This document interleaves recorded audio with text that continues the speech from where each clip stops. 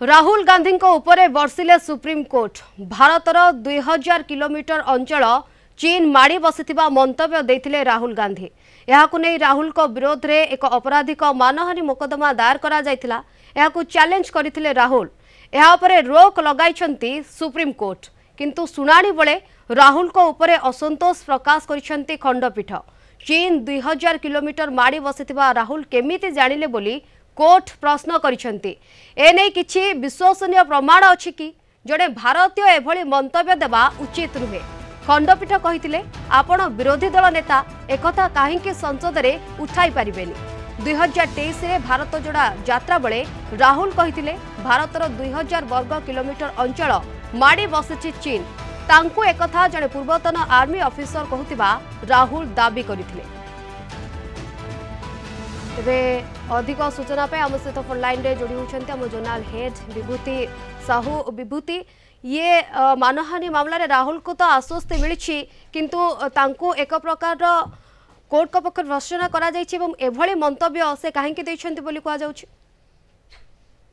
माननीय supreme court गोटे रिहाती मध्यवर्ती कालीन गोटे रहितादेश जारी करिसंती जो गोटे आश्वस्ति मिली राहुल गांधी को, किंतु राहुल गांधी को एकाधिक प्रश्न माननीय सुप्रीम कोर्ट।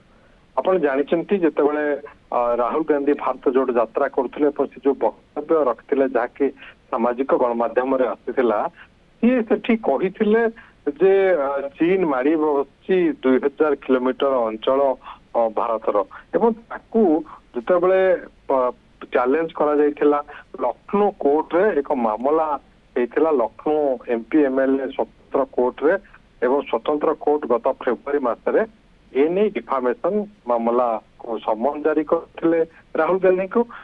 समन को राहुल गांधी चैलेंज करथिले इलाहाबाद हाईकोर्ट रे एवं इलाहाबाद हाईकोर्ट रो माननीय विचारपति जस्टिस सुभाष विद्यार्थी यह शुणाणी करथिले एवं शुणाणी करिकी एथिरे कहिथिले जे फ्रीडम ऑफ स्पीच माने नुह जे आपण देशर अखंडता विषय देशर सार्वभौमत्व विषय देशर सुरक्षा विषय आपण कहिबे ता अर्थ न फ्रीडम ऑफ स्पीच रो माने से नुह। एवं फ्रीडम ऑफ स्पीच बोली कहिकी आमे राहुल को एपरि वक्तव्य ग्रहणीय करा जाई पारिबो नाही।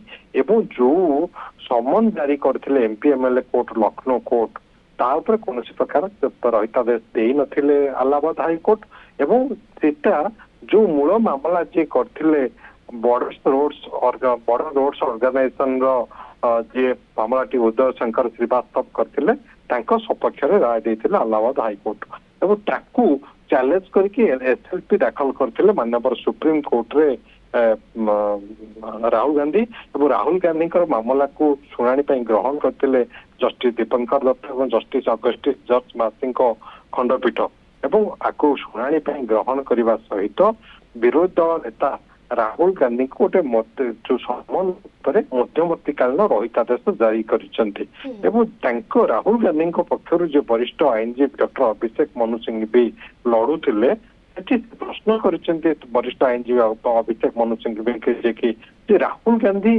किभली जानिले जे 2000 किलोमीटर तो चीन माड़ी बसछि बोली एवं जदि आपण देखिबे ए घटना जहाँकि गत फेब्रुआरी मासरे समन जारी हेतिला तापरे हाईकोर्ट को जाइतिला मे मासरे मे 29 तारिख रे इलाहाबाद हाईकोर्ट देथिले जो राय ताकू राहुल गांधी चैलेंज करथिले एसएलपी माध्यम रे सुप्रीम कोर्ट रे एवं सुप्रीम कोर्ट वर्तमान जदियो एक कथा कहिसंती जे तांको गोटे रहितादेश देइसंती, किंतु राहुल गांधी को प्रश्न करिसंती जे जदि आपणकर कहिबार अछि ताहाले आपण लोकसभा रे कहि पारंती, गृह भितर कहि पारंती, सामाजिक गणमाध्यम रे काहेकि ए प्रश्न करिसंती एवं देशर अखंडता कथा केही देशर तबले सुरक्षा कथा अखंडता कथा आसुची ताकू नेकी कोनोसी वक्तव्य एभली जणे जी विरोधी दल नेता से देव यह ग्रहणीय नुह बोली माननीय सर्वोच्च न्यायालय कहते। ये निश्चित रूपे गोटे बड़